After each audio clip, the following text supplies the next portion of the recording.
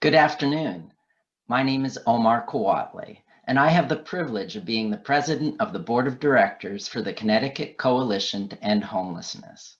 And when I'm not volunteering as board president, my work career has been blessed with 23 years at Microsoft Corporation, where I currently serve as a director of customer success for global accounts in the Americas. It is thanks to Microsoft's culture of giving back to the community that my wife and I found CCEH in the company's giving catalog. Microsoft has taken a leadership role to help address affordable housing in the Seattle area with a $750 million commitment. And I am pleased that today's keynote is sponsored by Microsoft. I would also like to take a moment to recognize our conference presenting sponsors, Bank of America and Zillow. None of this would have been possible without their support. Today, we will be hearing from speakers who are leading the charge to establish housing as a human right. First, we will hear from Leilani Farha, the global director of The Shift, an international movement to secure the right to housing. Leilani is the former UN Special Rapporteur on the right to housing. The Shift was launched in 2017 with the UN Office of the High Commissioner for Human Rights and United Cities and Local Government, and works with multi-level stakeholders around the world, including with several city governments in North America and Europe. Leilani has helped to develop human rights standards on the right to housing, including through her topical reports on homelessness, the financialization of housing, informal settlements, rights-based housing strategies, and the first UN guidelines for the implementation of the right to housing. She is the central character in the award-winning documentary Push, regarding the financialization of housing, directed by the Swedish filmmaker Fredrik Gertten. Push is screened around the world, and to continue its momentum, Leilani and Fredrik now co-host a podcast, Pushback Talks, about finance, housing, and human rights. You will hear Leilani speak about her efforts on the international stage around the principle that housing is a social good, not a commodity. Next, we would hear from U.S. Representative Johanna Hayes, who represents the 5th Congressional District of Connecticut in the U.S. Congress. I'm sorry to say that today we learned that Congresswoman Hayes is not feeling well. She is suffering from the coronavirus. Please pray for a quick recovery for her. I think it is important that we know more about Representative Hayes, so I do want to continue with her introduction. Representative Hayes was elected to the United States House of Representatives in November of 2018, making her the first African-American woman and the first African-American Democrat to ever represent the state of Connecticut in Congress. A former teacher who has been recognized both as Connecticut Teacher of the Year and in 2016, National Teacher of the Year. Representative Hayes has traveled the country and the world as an ambassador for public education, engaging all stakeholders in policy discussions meant to improve outcomes for students. And finally, we will hear from State Senator Saud Anwar, who has been a champion of housing as a right in our state. Senator Anwar was elected in February 2019 to represent the residents of the 3rd State Senate District towns of East Hartford, East Windsor, Ellington, and South Windsor. But he also has additional distinctions of being a medical doctor with specializations in treating lung diseases and critical care medicine, occupational and environmental medicine, who currently serves as chair of the Department of Internal Medicine at Manchester Memorial and Rockville General Hospitals. Most importantly, he joins Brandon McGee as the co-chair of the Connecticut State Legislature's Housing Committee, where he first introduced the idea of housing as a human right in 2019. I would like to ask the audience to please participate in our panel discussion. We will use the Q&A function, so please submit questions you have for our panelists, and we will make our best effort to address them at the end of the discussion. And now I would like to turn the stage over to Leilani Farha. Please join me in welcoming Leilani. Thank you so much, Omar, and good afternoon, everyone. If you're from a different time zone, good morning or good evening. I'm so thankful to the Connecticut Coalition to End Homelessness to have invited me to this really important discussion on housing equals justice. I love the title. I have to say, I don't get invited enough to conversations about legislating the right to adequate housing. So for me, this is a particularly special event. I want to start by saying that access to adequate, affordable housing is one of the most pressing issues of our times. I think it's actually equal to climate change. I think it's actually equal to addressing this deadly pandemic. We know that 40 million Americans are struggling to pay the rent. We know that more than 500,000 are living in homelessness, many of whom I've met living in tents, on sidewalks, in parks, or being shuffled around through the inadequate shelter system. 3,000 of those homeless persons, approximately, live in Connecticut. I am convinced that no one wants our societies to be configured this way, with an ever-growing gap between those who have and those who have not, especially where that divide is based in race or gender or migrant status or ability. Given that the gap between its richest and poorest citizens and that between the top and the middle class in Connecticut outstrips those in most other states, I have a feeling you know what I'm talking about. The housing crisis in America is not one that can be boiled down to a lack of supply. I think a relatively affluent person could go on to Zillow or any other platform that you can use to try to rent an apartment, and you'll find if you have enough money, apartments are available for rent. The housing crisis in America and Connecticut is driven by a series of both fiscal and social policies. And in order to address the crisis, of course, we need to understand the crisis. Now, when I say that, a lot of people start getting a little bit fearful. Oh my God, well, the housing is a complicated thing. Housing systems are too complicated for me to understand. And I think there's some truth to that. I find personally, I'm a human rights lawyer. Housing policy, housing systems can be confusing, can also be a little bit boring when you get into all those details. But there's a way to zoom out and understand the crisis without getting bored and without feeling like you're sinking. And it's to think about it this way, that the housing crisis is caused when housing is not implemented as a human right. That's it. If housing had been implemented as a human right, there wouldn't be 3,000 homeless people living in Connecticut.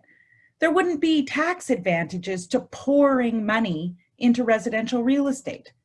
It wouldn't be permissive to price people out of the housing market. It wouldn't be permissive to evict people into homelessness, or to purchase housing at inflated costs only to leave the property idle, lights off, nobody home. Now, before I proceed, I want to clarify something. A lot of people want to pit the human right to housing against capitalism. I get this all the time. Oh, you're a socialist. Oh, you're a Marxist.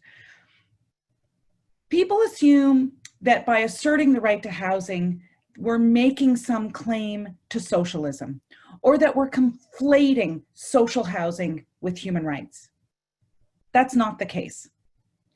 What I want, and I think what we want, is for our capitalist system to be responsive to the right to housing.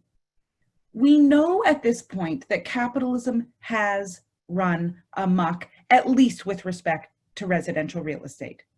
We just need to rein it in a little, to decrease the divides.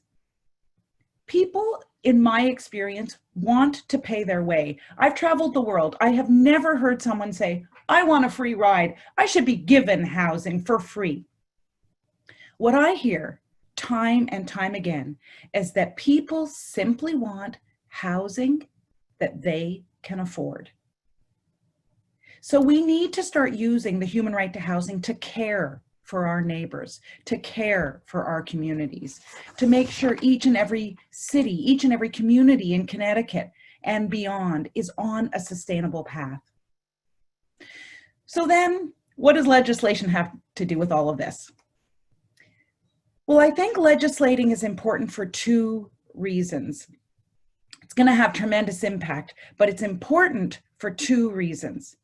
First, it shows the population that the government is committed, that the government understands that the right to housing is not just some rallying cry, but rather it's an accountability mechanism. Because that's what human rights is about. It's about governments doing what they need to do to progressively ensure that everyone can ensure access to adequate housing. I think legislating is particularly important, and this is my second point on this, at this very moment in time, the pandemic period. We are living with such uncertainty. I think in the US, you're feeling this tremendously. Legislation has a grounding effect.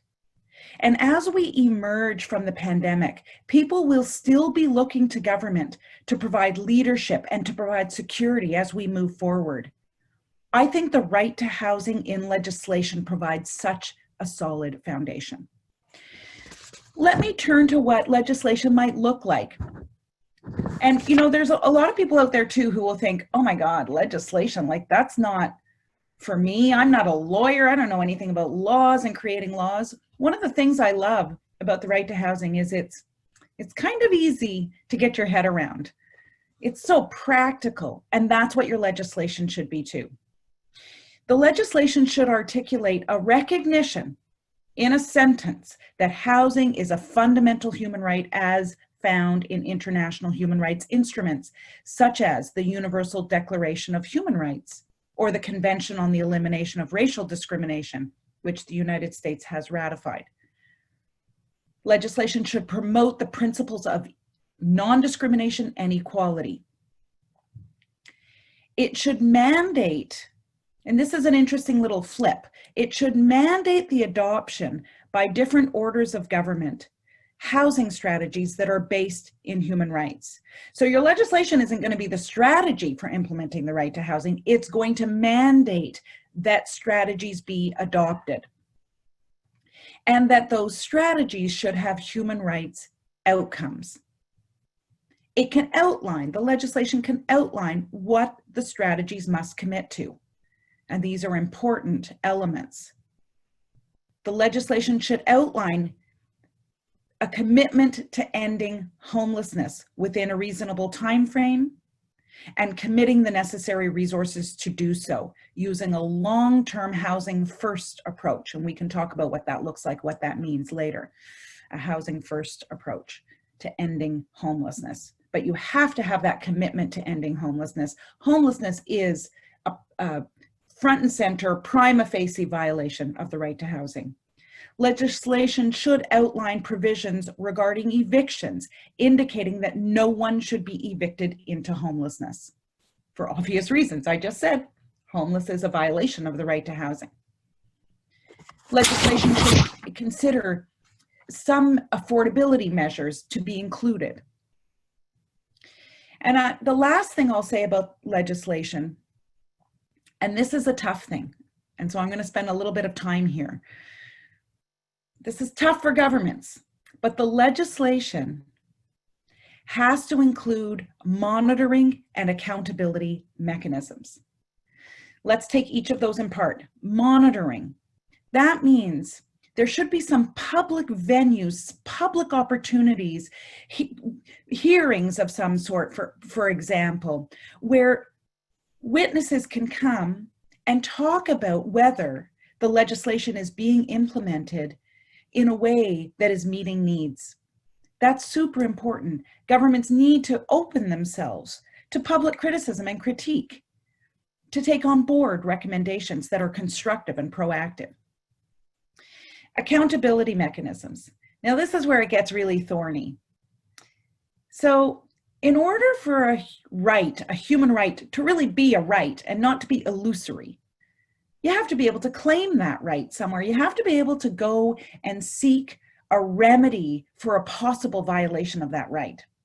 Now, everyone's back gets up when I say this. Oh my God, people should be able to claim the right to housing. Does that mean everyone should be able to go to court and claim that the government should give them a house? No, that's not what I'm talking about. I want to dispel that right away. What has to happen is you have to be able to provide people with a mechanism to say that there are systemic violations or obstructions to the enjoyment of the right to housing. So we're not talking about, oh, my landlord hasn't cleaned up the rats or the mice. That's important to deal with, but that's not what right to housing legislation would deal with. That's landlord-tenant legislation. Right to housing legislation should provide an opportunity for people to say that there are big structural pieces at play that are preventing them from enjoying the right to housing. For example, let's say there are mortgage lending rules that make it impossible for racialized communities to actually borrow and purchase homes. That would be a systemic claim that there's a barrier to enjoying the right to housing or accessing the right to housing. But am I talking about courts? Do you have to be able to go to courts? I want to say that courts are actually some of the most unfriendly places for people who want to claim the right to housing. And so, no, I'm not talking about courts. While it might be important to have some ultimate access to a court, there are so many different things that I've seen around the world, different claiming mechanisms that are available that could be used. I'm going to tell you just very shortly about what's done in Canada. We have new legislation, right to housing legislation in this country, or legislation that recognizes the right to housing. And in terms of a claiming mechanism, what the government enacted was kind of like an ombudsperson. They're calling it a federal housing advocate because this is at the federal level, but you could have it at the state level, a Connecticut housing advocate whose job would be to hear these systemic complaints regarding lack of access to the right to housing. And that advocate could then make recommendations that government would have to take very seriously. They could bring them forward through government mechanisms. And that would satisfy that requirement that people have to have a remedy for a violation to the right to housing. So I'm going to end my comments there. As I said, I am super excited to be in this conversation with the Senator.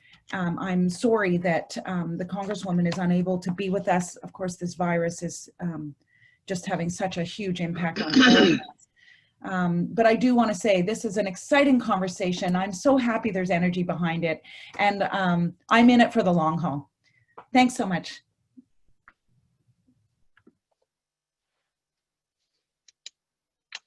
Hello, everyone. This is Saud Anwar. Leilani, I'm a big fan of yours. Thank you for your passion and thank you for your work, which is truly showing path to people across the various parts of our country and United States as well and beyond. So look, I wear another hat, that of a public health physician, a critical care doctor who has a public health perspective, and I can tell you, as a person who sees patient in the ICU, and I share that with my students, I said, well, Mrs. Smith, who is in the intensive care unit right now, she was coming to the ICU many months ago. And the reason was that we as a society and she as an individual may not have had the opportunities to address and made priorities that would have kept her out of the intensive care unit. And with a public health mindset, if we try to tackle and address this, I would actually put a few thoughts together and talk about the legislation. I was honored to become the chair of housing, one of the co-chairs of housing. And as a co-chair of housing, I had been in touch with all the various activists. And as I learned from the activists, the priorities and thoughts, it came to me very clearly as one of the activists had suggested to me that, look, we have to do something bigger because we are putting band-aids left and right on the situation, and we need to have a broader, bigger vision. And lo and behold, the solution is that we need to, as a state of Connecticut, say that we are a right to housing state. And then that's what led to my legislation, and this has been continuing on at this time.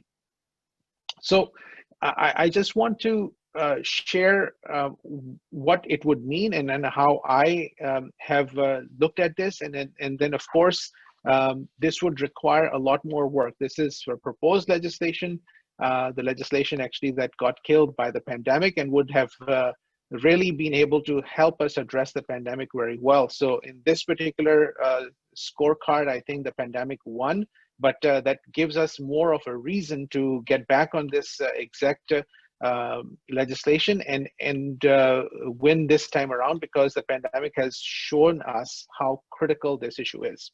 So if we look at the public health lens, the well-being of an individual depends on their housing, their physical health, their emotional health, their behavioral health, their economic health, their productivity capacity, their educational capacity, the capacity of the next generation is all dependent on a housing and a safe housing for them. That is pretty clear, it should be very clear, but what has happened is, thankfully, overwhelming majority of the people in our society have not experienced homelessness or housing insecurity. And as a result, they don't even know how to understand and empathize with that perspective.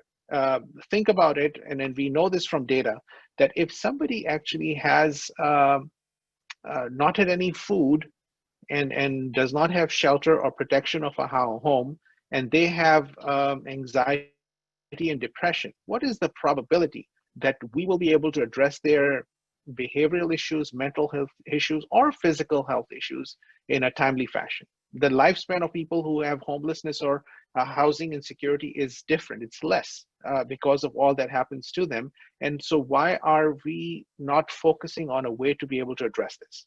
So that's a broader perspective of why we need to look at this. But then I go back to the public health model, and that's part of how I want to, at least how I understand it, and I can actually explain it from this perspective. There's a primary prevention.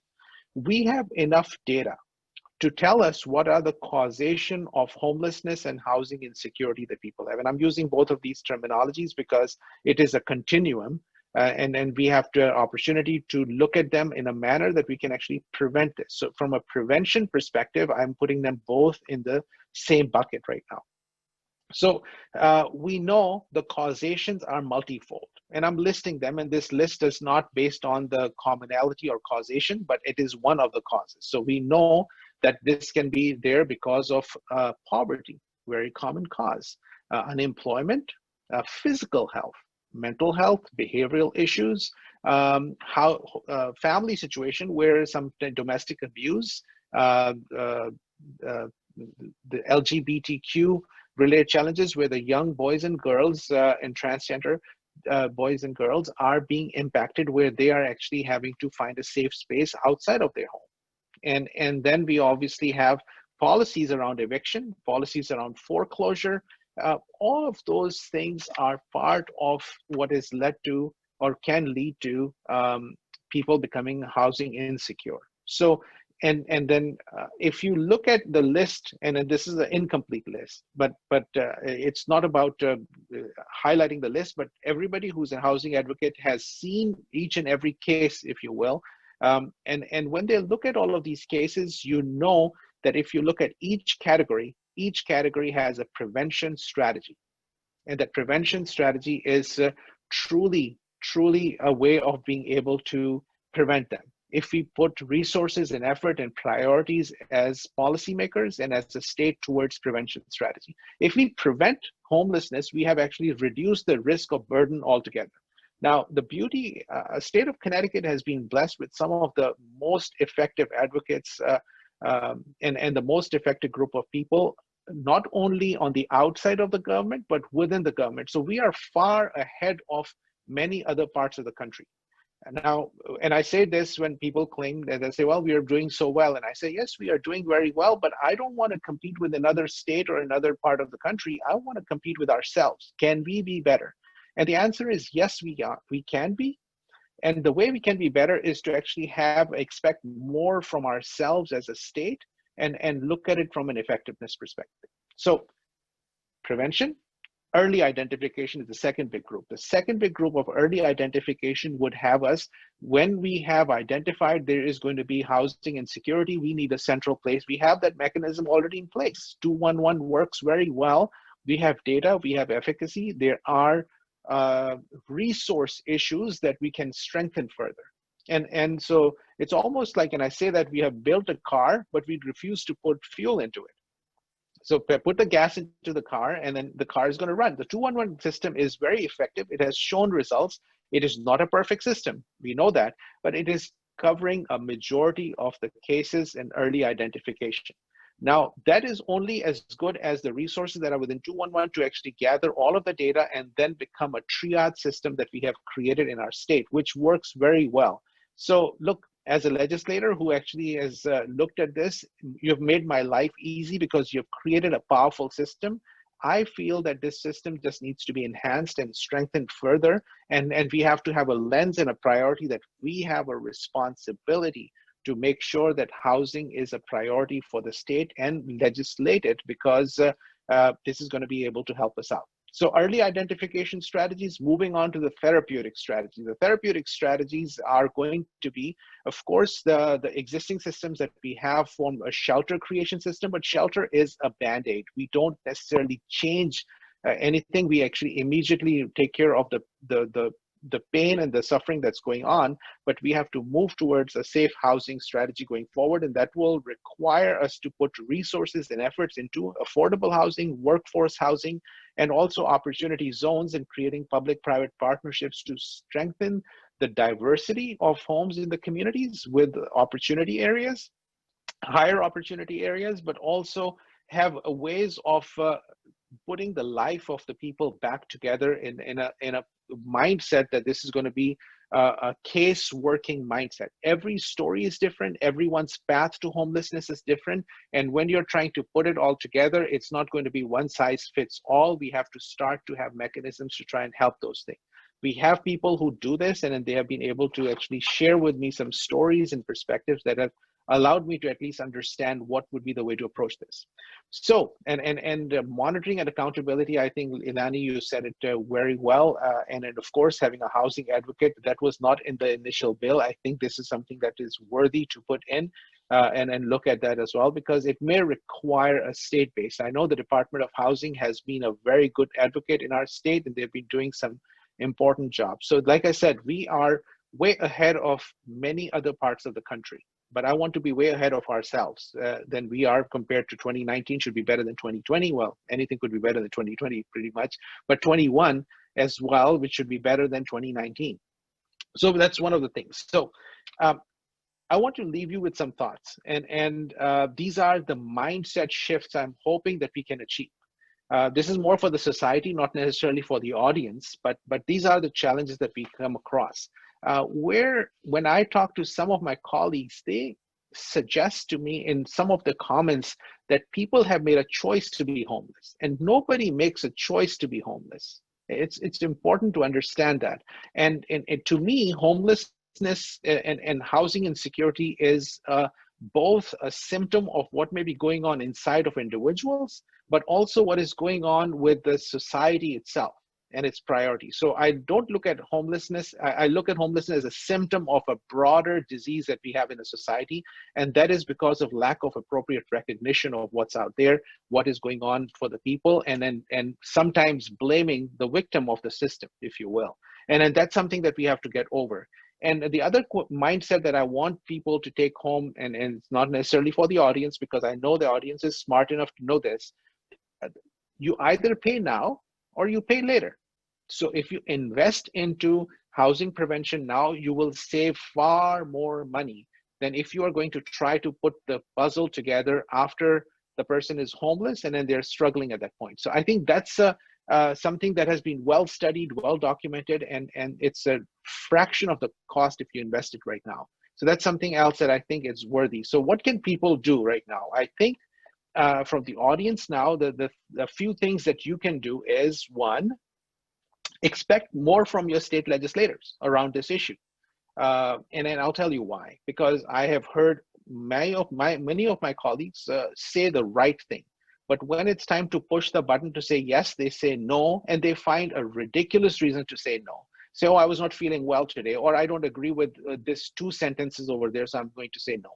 Hold them accountable on issues. And if they're going to say something, then they better actually act on it. If their vote doesn't suggest what they say in public, then maybe they need to pursue other careers. And then that's going to require you to actually have an effective way of letting them know, and have a broad support system within the community to be able to look at that part. So I think that's important, because that's what I've seen, and it's fascinating, because in the other fields, I don't see this as often.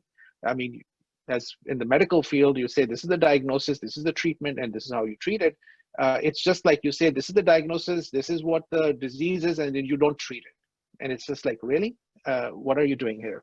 And then make sure the federal priorities are here as well. What we have learned is that in this pandemic, our federal response was very weak, and that's nothing to do with our federal delegation. They are the finest, and I'm a fan of Representative Hayes. She is one of the strongest advocates, and each and every one of our federal legislators that we have in the state of Connecticut are doing an excellent job, but the federal government's response and support was absent. And I use the word, I said, sometimes it appears that we are a separate country completely on our own with respect to the pandemic. So the federal priorities should be right, where we should be investing in our people while we can have our protection and have the money in the defense and so on, and try to bring whatever we are trying to bring to other parts of the world. We need to bring some decency and support to the lives of the people in our society. We have seen when the federal government has provided support to the state, we were able to do a reasonably good job with the current pandemic. And that's about a resource issue that we need to expect from the federal government, and need to stay focused on that. And then I would just say that raise the awareness in organized groups about this issue. Educate the organized group, whether they're political and religious. And I say religious because, believe it or not, there are religious groups in our state who believe that people make their own choices to become homeless. And I've heard them say this, and they say, we don't want to be enablers of this. People by helping them, which is interesting, but we need to have a better education strategy from the people who are in the field, who are advocates, who need to understand this. I believe this is a very achievable goal, and I again am honored to be a part of this conversation. I want to thank CCEH, Connecticut Coalition to End Homelessness. Richard Cho, I'm your fan. You do an amazing work. And also, Leilani, thank you for what you do, and would love to be able to have further conversations and answer questions if anyone has any. Thank you. Well, thank you, Leilani, and thank you, Senator Anwar, for those remarks. It's really a great beginning for this conference. We do have some questions coming in, so I want to remind people that are participating, please do type in questions into the Q&A box, and we will try to take those as we can. Certainly, as a follow-up from this, we will encourage you to learn more about the global movements to secure a right to housing. As Leilani mentioned, there's resources that we will share as part of this presentation. And so let's start with some questions. Leilani and Senator Anwar, the first question I'd like you to address is, can we address the fact that people confined to institutions, and some, for example, nursing homes, mental hospitals, prisons, jails, etc., may also be homeless? So could you speak to that, please? I can start, and I can start by saying absolutely, and I see this all the time. And I say this, look, in the middle of the winter in Connecticut, if I am without a home, I'm going to have chest pain and I'll be in the emergency room. The reason is I'll get a warm bed and I will get warm food, and that is going to be saving my life more than anything else. I actually have tried to ask hospital administration that they need to participate in shelters around their own communities and housing support in their own communities, because they are going to save far more money. So that's one of the acute care facilities. In the chronic long-term care facilities, it's a similar situation. Because people, by the time they get to that long-term care, they are pretty much homeless because they used up their resources and they don't have much options at that point. And Department of Correction, this is a tragic situation that we see, that we know that somebody's going to be out of prison in 6 months or 7 months. We have a date when they're going to be homeless, and we sit on that forever. Thankfully, our state is looking at this very aggressively. Thank you for the effective advocacy of the people in the community. And I'll stop here. I'll just, I totally agree with what the Senator just said. I would only add, I mean, one of the things I had wanted to do when I was rapporteur, but I didn't have time, was to write a report on institutions and the right to housing, and looking at the quality of institutional care and its impact on the right to housing. And of course, some conditions are so abhorrent around the world, particularly places where persons with disabilities reside, can be so incredibly awful. I had wanted to shed some light on that, and maybe do it with the rapporteur on persons with disabilities. It didn't happen. So it's a very valid point. The one thing I would ask is, you know, to what end do we say, well, people living in those circumstances are living in homelessness? Is there a reason to make that analogy? Is it useful? I mean, people living in homelessness aren't exactly recognized as rights holders or having any political currency. So does it actually help us strategically to kind of think of institutionalization as a form of homelessness? I don't know. I mean, I'm very practical kind of advocate, and always looking for, okay, well, you know, maybe it's a good analogy for understanding a situation, but is it a good analogy for moving forward the plight of those people? So, I mean, that's just an advocacy point. Obviously, I'm deeply concerned by people living in institutions, and then, as the Senator said, those leaving those institutions. They may be living in abhorrent conditions in the institution, but when they leave the institution, whether it's a prison or some other form of institution, they're often faced, those are the populations that he noted in his presentation are at-risk population for homelessness and street homelessness. So we have to be super vigilant in our policy and programming, that we're not just, you know, letting people free to a life of homelessness. That's obviously no freedom at all. Our next question is related to zoning. Local zoning control in Connecticut restricts affordable housing. Maybe another nuance to that is, could the state legislature overrule local zoning rules against auxiliary dwelling units? Those, I think, are like in-law apartments. That might also increase affordable housing. So kind of around the local zoning, or you know, some restrictions there. Leilani, you want to start with this one, or should I?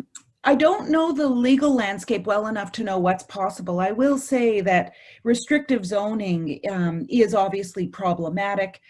Secondary suites is what we call them in Canada, for example, but I think it's the same as what Omar just said, auxiliary suites. Obviously, secondary suites can be really important both as a vehicle for affordable housing, but also as income generation for the person who's letting out the room in their house or the basement apartment. Of course, that's been abused by Airbnb, and so you'd want to be careful, because Airbnb units are not affordable and they're not long-term rentals, and so you don't want your stock being eaten up that way. But I do think if the higher level, like the state legislature, could say that restrictions on the production of or offering of affordable housing have to be limited or something like that, if the legislation could talk to that, I think that would be amazing. I just don't know how that works in the US, like who can override whom, I don't know on these issues. I'll just add one more thing. I think that zoning to allow for, or to actually insist that any new buildings incorporate a certain percentage of affordable or deeply affordable units is something that cities really need to be looking at. And it's actually a move that cities should be going toward. We call it inclusionary zoning. I don't know the status of that in Connecticut or in cities in Connecticut, but that, you know, it's been used in a number of cities, often ineffectively because developers will go around the zoning requirement in various ways, but there are ways to hold developers to account and to make sure that they meet those inclusionary zoning bylaws. So it's often like 25% of the units should be deeply affordable, 25 should be affordable, and the rest can be market, for example. And I should also say we have to be really careful in our definitions of affordable. I've seen a lot of different governments use 80% of market rent. Obviously, affordability should be tied to household incomes, not to what a market can bear. That's obvious, and that's true under international human rights law. So one of the part on zoning I would just add at this time is, look, the zoning is local. The planning and zoning in the communities always say that they believe it's local, but what they may not necessarily share with you is that they have to abide by the state laws on zoning.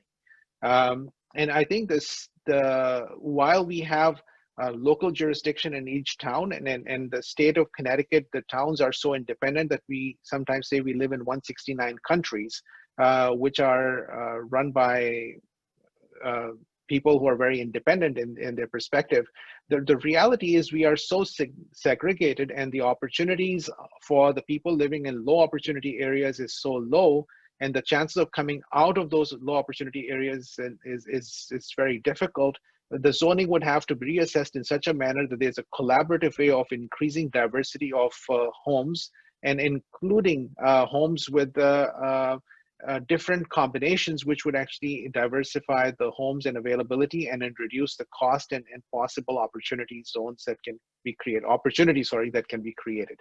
So yes, there's an area of opportunity, I think, to work on this. I have suggested a language with a bill at this time with desegregate Connecticut, and this is something that we need to look at.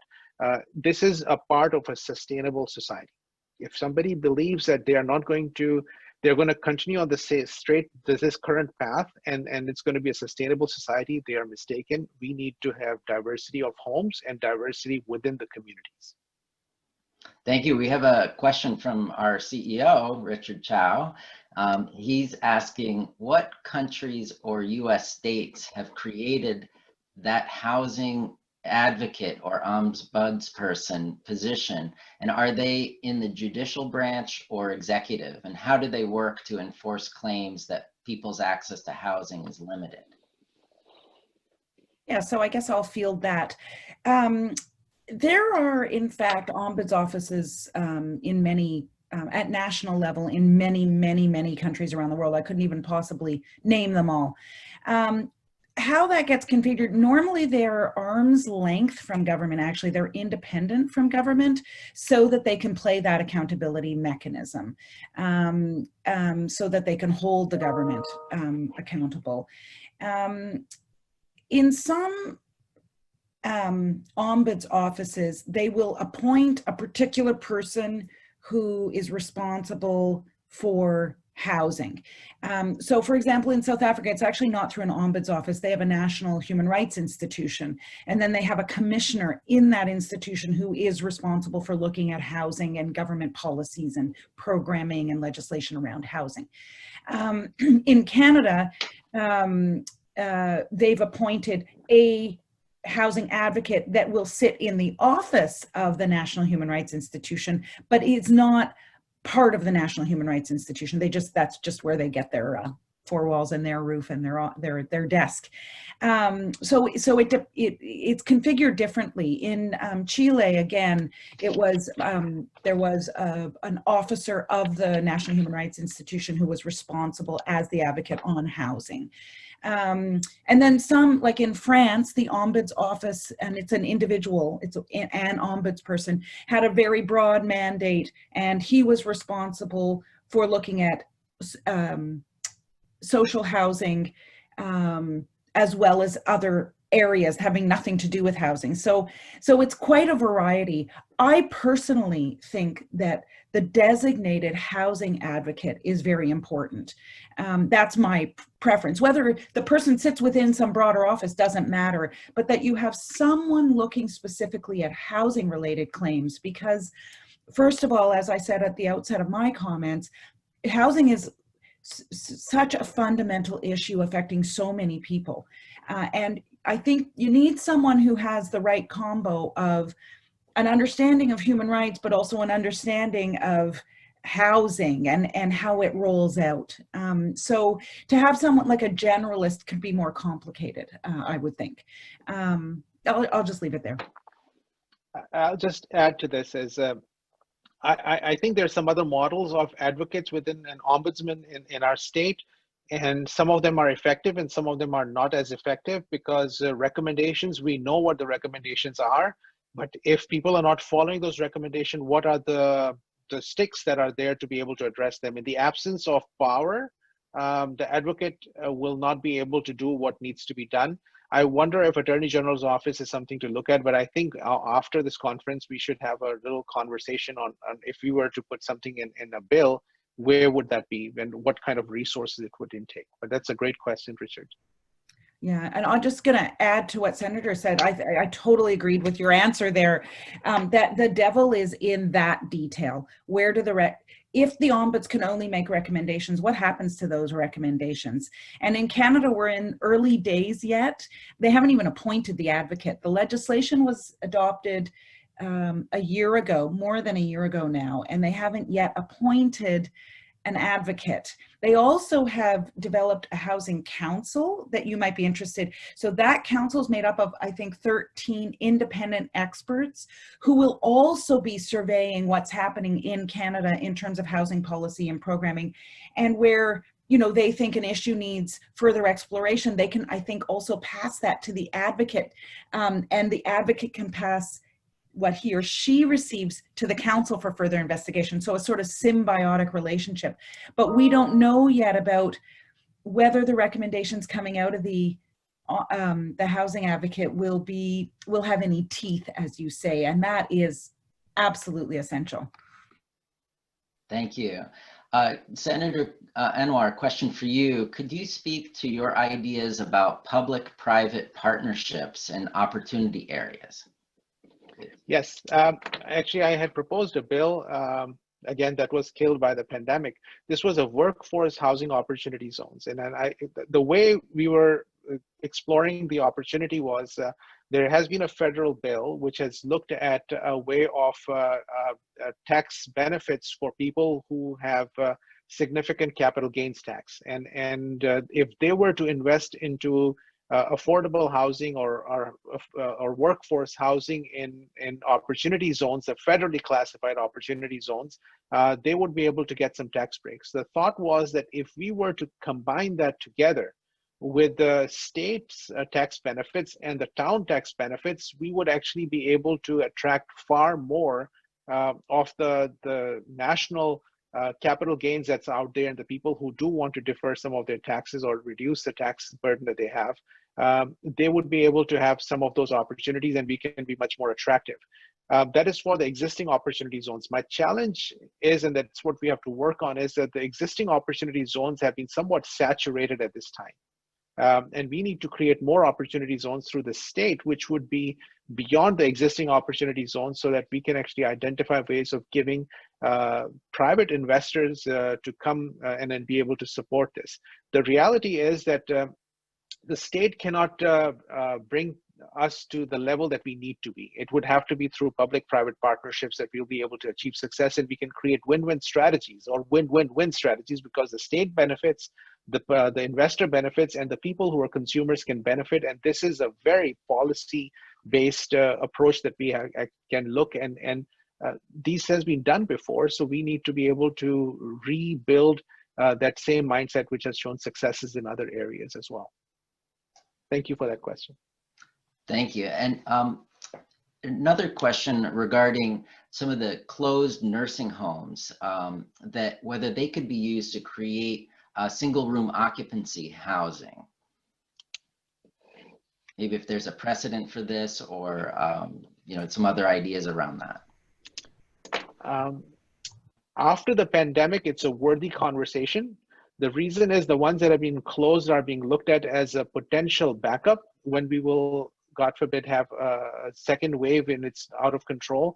But there are plenty of, it's going to take us in a different conversation. The reason a number of nursing homes have been closed is because our projections of nursing home beds is going to be decreased. I disagree with the numbers that the state has right now, and I feel our nursing home beds are going to be far more that we need than we do, because we are an aging population and an aging state.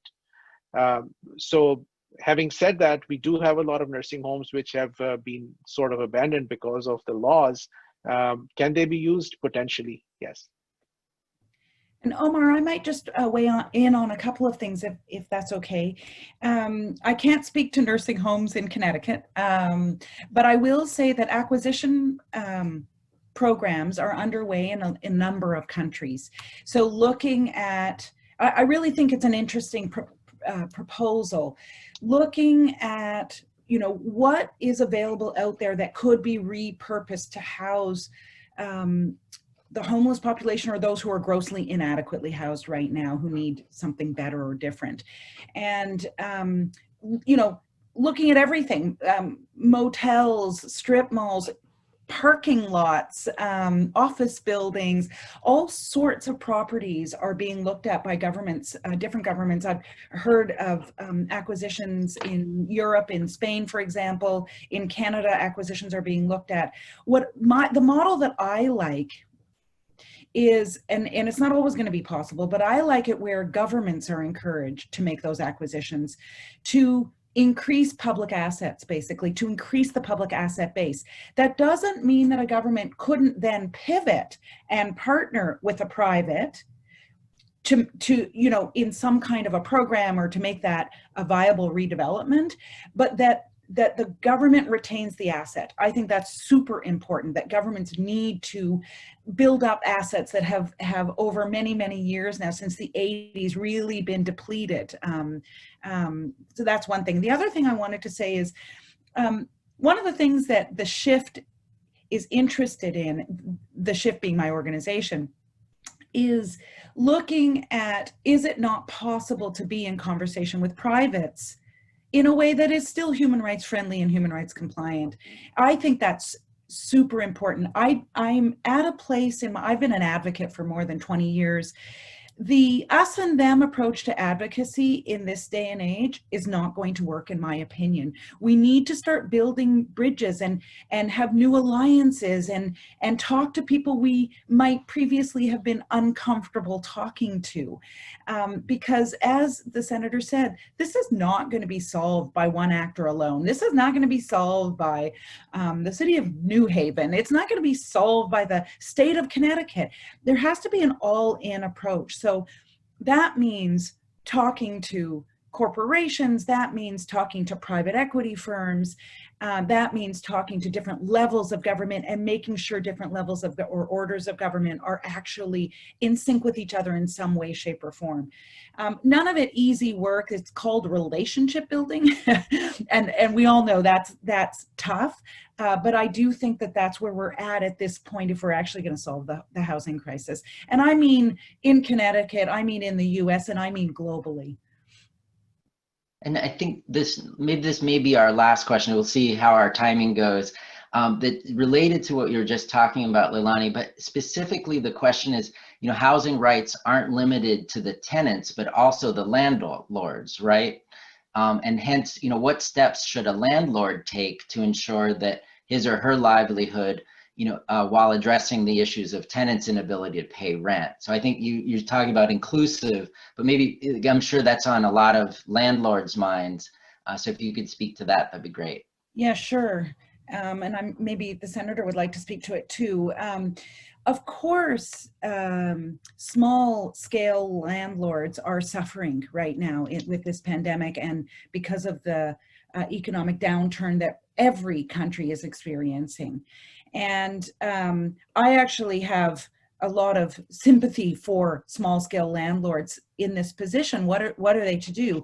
Because on the one hand, a human rights position would say to a landlord, you can't evict your tenants, especially where eviction is into homelessness. And certainly during the pandemic, when people can't pay their rent simply because they're out of a job or underemployed as a result of the pandemic, you don't want landlords to be pushing people out. On the other hand, landlords have mortgages. These small scale landlords have mortgages too.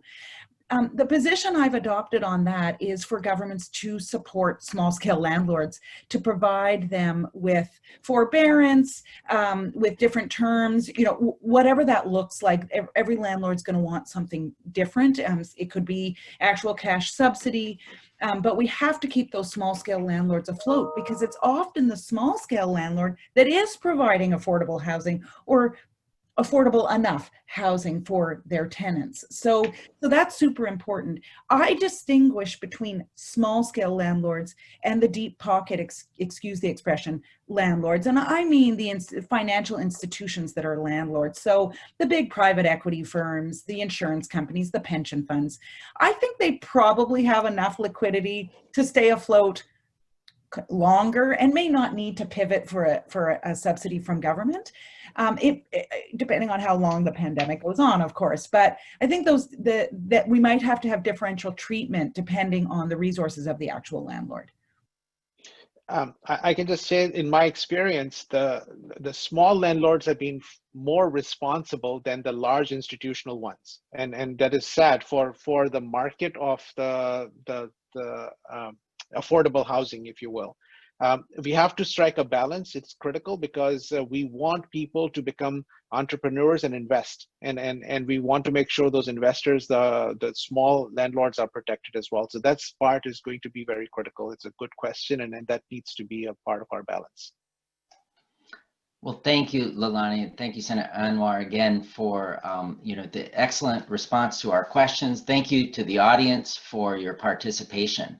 I hope that you all enjoyed, listening to this panel, as well as enjoy the rest of this wonderful conference that we have planned for you. Please do join us throughout the week for additional fantastic keynotes every day at lunch, including sessions on the critical crisis in the rental market and what it means for homelessness, the relationship between COVID, system racism, and homelessness, a conversation about criminal justice, housing, and segregation, and a Get Out the Vote rally. We will also be having sessions on the hour all week, concluding with a Bring Your Own Beverage happy hour, where you can come together with other members of the coalition via Zoom and socialize COVID style. Next up is this in the schedule is a special discussion on moments in history that have had major impacts on the housing and homelessness racial disparities that we are seeing today. So to join, please leave this session and visit the Zoom link using the past to present, the past to drive today's change. We hope to see you soon. Thank you again, Senator Anwar and Leilani, and God bless you. Likewise. Thank you for having me, and thank you, Leilani. Good to see you again. Thanks so much. Thanks, Senator. Lovely to be here. Thanks, everyone.